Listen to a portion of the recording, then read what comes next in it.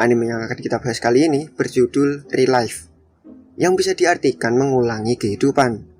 Dirilis tahun 2016, menceritakan seorang yang sudah berumur 27 tahun, dia gagal dalam pekerjaannya. Namun, dia mendapat kesempatan sekali lagi untuk kembali ke masa-masa SMA. Langsung saja kita masuk ke ulas alur ceritanya.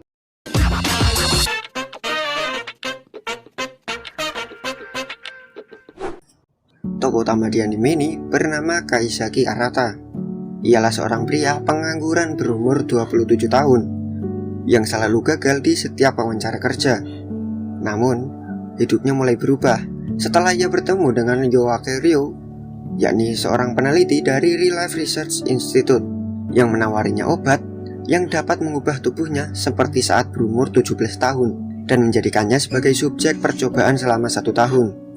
Yoake juga menjanjikan untuk membiayai hidup Kaisaki selama 1 tahun dan memberikannya pekerjaan setelahnya. Kaisaki tidak bisa menolak karena dia sendiri memang sedang memiliki masalah ekonomi. Sekali lagi, dimulailah kehidupan Kaisaki sebagai seorang remaja siswa SMA. Kaisaki langsung dimasukkan ke kelas 3. Kehidupan SMA-nya berjalan tidak lancar dan sangat kacau. Dimulai dari Kaisaki yang ketahuan tidak sengaja membawa rokok ke sekolah. Kaisaki pun langsung dihukum oleh wali kelas untuk menuliskan surat penyesalan. Oh ya, di sini Kaisaki juga mengetahui bahwa Yoake juga menjadi anak SMA sekelas dengannya. Keesokan harinya, Oga dan Hishiro, teman sekelasnya, menjadi perwakilan kelas atau bisa disebut dengan ketua ya, karena mendapat nilai terbaik dari ujian yang diadakan sebelumnya. Sedangkan Kaisaki mendapatkan nilai buruk dan gagal di semua mata pelajaran. Di samping itu, Kaisaki melihat Karyo Rena, teman sekelasnya yang terlihat sangat kesal. Rupanya, Karyo kesal karena dia gagal menjadi ketua di kelas tersebut. Tentu saja karena di tahun sebelumnya, dia selalu menjadi ketua. Kembali ke Kaisaki, dia harus mengikuti remedial karena nilainya benar-benar di bawah rata-rata. Kini dia harus mendapatkan nilai minimal 50. Kaisaki dibantu oleh Oga yang mengajarinya sampai lepas dari remedial. Tapi Kaisaki tak sendiri. Dia bersama dengan Onoya yang juga mendapatkan nilai buruk di semua mata pelajaran. Kemudian di kantin, Kaisaki melihat Hishiro yang kelihatannya sedang dalam masalah.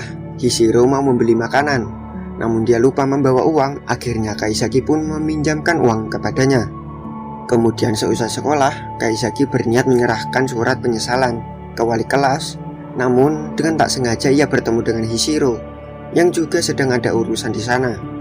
Hishiro sempat curhat ke Kaisaki tentang dirinya yang tidak memiliki teman sama sekali. Lalu Kaisaki menasehatinya untuk memberikan senyuman pada orang lain agar mendapatkan teman. Namun senyumannya malah kayak gini. Hishiro kemudian meminta Kaisaki untuk menjadi temannya dan juga meminta nomor HP-nya. Dan dengan senang hati Kaisaki memberikannya. Keesokan hari, tentu saja Kaisaki dan Onoya kembali mendapatkan nilai buruk di remedial. Malah sekarang nilai mereka lebih buruk dari yang sebelumnya. Kemudian Oga dan Hishiro dipanggil untuk segera ke ruang guru.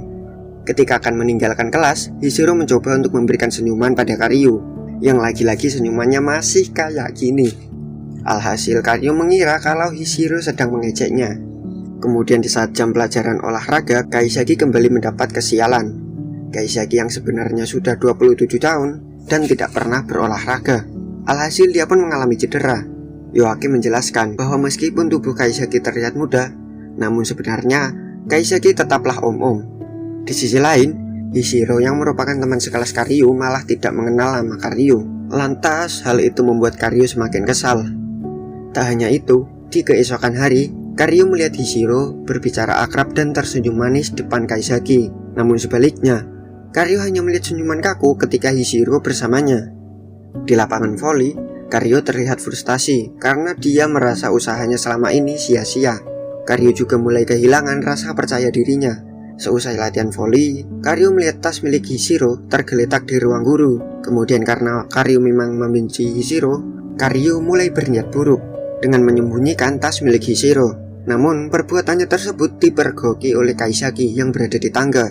Karyo yang panik mencoba untuk kabur, namun dia malah terpeleset. Kaisaki sempat menolongnya, namun dia malah ikutan terjatuh bersama dengan Karyo. Mereka kemudian berada di dalam ruang UKS. Kaisaki terbangun dan melihat Karyu yang masih pingsan. Dia kemudian teringat pada pengalamannya di tempat kerjanya dulu, yang mana Kaisaki melihat sendiri seniornya mendapatkan perilaku intimidasi dari rekan-rekan kerjanya. Lalu setelah Karyu terbangun, Kaisaki mencoba untuk menanyakan kenapa dia membawa tas milik Hishiro. Karyu rupanya memiliki rasa cemburu terhadap Hishiro, karena Hishiro merampas posisi ketua yang sangat ia inginkan. Dan Karyu merasa kalau usahanya selama ini tidak membuahkan hasil. Kaisaki kemudian menasehatinya bahwa usahanya tidak ada yang sia-sia, karena usahanya itu akan membuat dia menjadi pribadi yang lebih dewasa. Kaisaki juga menyuruhnya untuk tidak lagi merendahkan diri. Kaisaki juga meminta Karyu untuk menyuruh Hishiro tersenyum apabila mereka bertemu. Kemudian Karyu bertemu dengan Hishiro saat perjalanan pulang. Karyu kemudian melampiaskan semua yang ia rasakan bahwa Karyu membenci Hishiro karena menganggap Hishiro telah menghina dan meremehkannya. Namun Hishiro dengan polosnya malah kebingungan sendiri. Karyu mengingat nasihat Kaisaki dan kemudian meminta Hishiro untuk tersenyum. Disinilah Karyu menyadari kepayahan Hishiro dalam hal tersenyum. Hishiro hanyalah berusaha untuk menjadi teman Karyu. Kesalahpahaman di antara mereka pun terselesaikan. Besoknya di hari libur, Oga dan Onoya berkunjung ke rumah Kaisaki, berniat untuk belajar. Kemudian setelah selesai belajar, Oga pulang terlebih dahulu. Onoya yang masih ada di sana mengaku bahwa ia pernah bertemu dengan Kaisaki sebelumnya, dan Onoya jatuh cinta kepadanya. Percakapan mereka didengar oleh Yoake melalui alat penyadap yang telah dipasang. Yoake lalu segera bergegas ke rumah Kaisaki untuk menghentikan Onoya. Rupanya, Onoya adalah rekan kerja Yoake, yang tentu saja Onoya sebenarnya orang dewasa sama seperti Kaisaki. Kemudian terlihat Yoake yang sedang menulis laporan subjek 002, yang tidak lain adalah Kaisaki. Yoake melaporkan kemajuan pesat dari subjek 002. Yoake kemudian teringat kegagalannya pada subjek 001 yang sama sekali tidak menunjukkan kemajuan. Yoake dimarahi karena dia terlalu ikut campur dengan subjek 001, yang membuat dia akhirnya menjauhkan diri dari subjek 001. Namun sama saja subjek 001 tidak menunjukkan kemajuan apapun.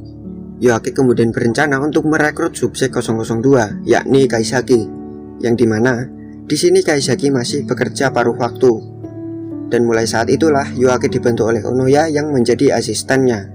Esok hari Kaisaki kembali mendapatkan nilai rendah di ujian UTS, dan lagi-lagi harus ikut remedial. Kaisaki kemudian menyadari perubahan pada dirinya, yang mana dia terus berusaha ketika mengalami kegagalan, padahal sebelumnya dia selalu menyerah pada situasi yang serupa. Kaisaki lalu bertemu dengan Tamarai Honoka di ruang guru, yang ternyata juga mendapatkan remedial di kelasnya.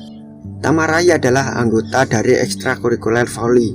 Tamarai yang menuju ke ruang voli mendapati pembicaraan buruk tentangnya. Kemudian merasa ada yang akan datang, Tamarai kemudian bersembunyi. Rupanya itu Karyu. Karyu juga mendengar anggota lain yang membicarakan hal buruk tentang Tamarai, yang kemudian Karyu memarahi mereka semua dan membela Tamarai. Mendengar perkataan Karyu membuat Tamarai jadi senang. Seiring berjalannya waktu, Tamarai berhasil lolos dari remedial, namun tidak dengan Kaisaki. Dia masih saja betah dengan remedial. Kemudian saat latihan, Tamarai yang kelelahan terjatuh dan membuat bola-bola voli berserakan.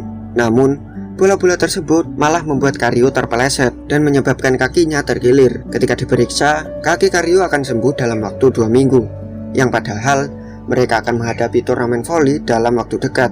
Karyu kemudian marah dan menyalahkan Tamarai atas semua kejadian ini. Keesokan hari di kantin, Hishiro merasa ada yang aneh dengan Tamarai, namun dia tidak tahu itu apa. Kemudian ketika di depan kelas, Tamarai terlihat berusaha menghindar dari Karyu. Esoknya, Hishiro berkunjung ke rumah Kaisaki, berniat untuk curhat tentang hubungan Karyu dan Tamarai. Mendengar perkataan Hishiro, Kaisaki teringat masa lalunya yang berhubungan dengan seniornya dulu. Lalu untuk mengatasi masalah tersebut, Kaisaki memutuskan untuk membantu mengembalikan hubungan pertemanan Tamarai dan Karyu. Sepulang sekolah, Kaisaki dan Hishiro menemui Tamarai. Tamarai mengungkapkan tentang keinginannya untuk terus bermain voli bersama dengan Karyu sampai turnamen nanti. Namun Tamarai menyesali ulahnya yang membuat Karyu cedera. Selagi mereka berbicara, teman-teman Tamarai yakni Inokai dan Asaji membawa Karyu untuk menguping pembicaraan mereka. Tamarai mengaku kalau awalnya dia tidak berniat untuk bermain voli di SMA. Namun pertemuannya dengan Karyu membuat Tamarai bersemangat lagi dan bermain voli. Hishiro meminta Tamarai untuk berbaikan dengan Karyu agar nantinya tidak menyesal. Kemudian ketika keluar dari ruangan, mereka menemukan Karyu dan yang lainnya sedang menguping pembicaraan. Lalu Tamarai langsung meminta maaf kepada Karyu. Dia juga melihat kaki Karyu telah sembuh dan memintanya untuk kembali bermain voli di turnamen nanti. Namun Karyu menolaknya. Tibalah hari di mana turnamen dimulai. Namun Karyu benar-benar tidak datang, yang membuat Kaisaki dan Hishiro menjemput ke rumahnya. Awalnya Karyu menolak, namun dengan bujukan Hishiro, akhirnya Karyu pun mau menurutinya dan datang di menit akhir pertandingan. Akhirnya mereka kalah dalam pertandingan tersebut. Tapi walaupun mereka kalah, hubungan antara Karyu dan Tamarai tetap membaik. Kemudian suatu hari, Kaisaki ditemani oleh Hyoake dalam wujud dewasa untuk mengunjungi makam seniornya. Kaisaki mengingat kejadian masa lalunya bersama dengan seniornya. Kaisaki menyadari bahwa seniornya dicurangi oleh rekan kerjanya. Kaisaki mencoba membantu dengan cara memarahi mereka. Namun, itu malah membuat seniornya frustasi dan bunuh diri. Bukan hanya itu, kematian seniornya juga dianggap enteng oleh perusahaannya, yang membuat Kaisaki akhirnya berhenti dari perusahaan tersebut. Dalam perjalanan pulang, Kaisaki menyadari bahwa percobaan real life yang ia jalani ini membuat dia semakin dewasa dan terus melangkah maju. Kaisaki bersyukur telah menjadi subjek percobaan. Suatu hari, Kaisaki menanyakan kepada Oga apakah dia memiliki seseorang yang ia suka. Oga yang polos malah menjawabnya seperti ini. Minna suki da yo. Lalu saat pulang, Oga melihat Karyu bersama dengan Om-Om. Awalnya Oga mengira kalau Karyu memiliki hubungan dengan orang tersebut. Namun ternyata orang tersebut hanya khawatir dengan Karyu yang terlihat tidak sehat.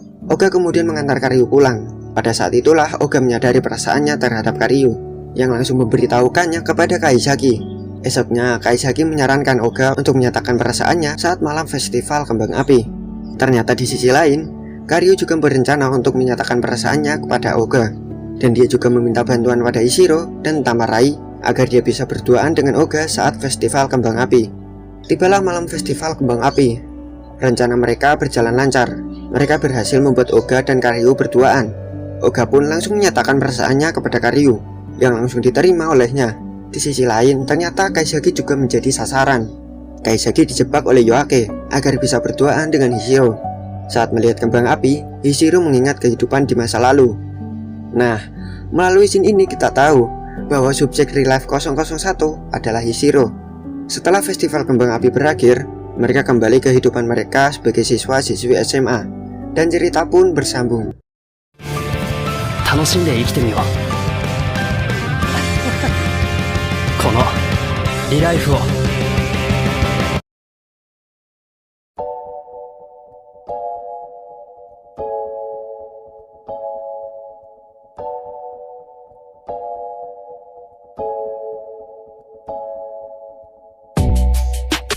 Alur di anime ini bisa dibilang simpel dan mudah untuk ditebak.